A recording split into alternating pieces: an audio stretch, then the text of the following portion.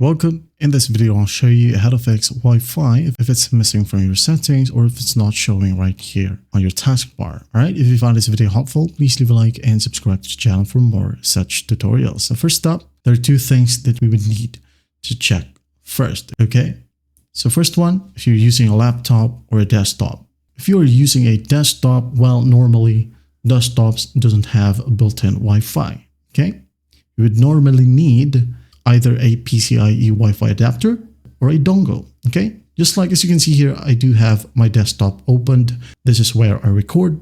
So as you can see here, I don't have any Wi-Fi available, but I'm going to show you, I'm going to connect the dongle. It will look like this. Wi-Fi dongle. All right, it will look like this. And I actually used this one, this small one. So I'm going to show you right here at the bottom right. As you can see, we now have Wi-Fi. All right, there you go. That's basically it. You can just easily turn this on. Now, going back to the topic, if you are using a laptop and then you got this error or a problem, well, don't worry, I have a ton of options here for you. So first up, go ahead and go to your search bar and type in troubleshooter. All right, go ahead and find troubleshoot settings, click on it, wait for it to open, or click on other troubleshooters. Now in here, just go ahead and find network and internet. Okay, just click on run. Wait for a pop-up right here.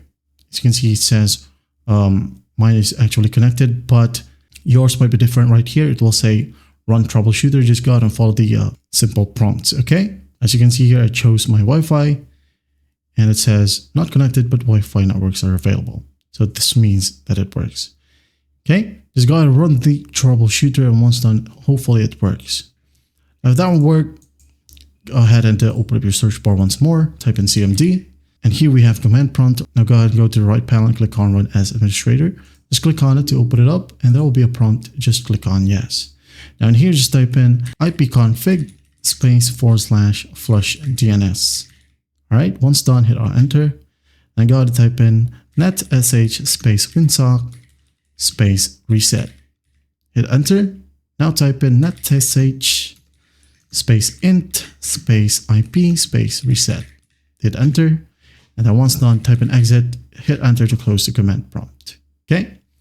After that, go ahead and restart your computer. Once done, check if it helps.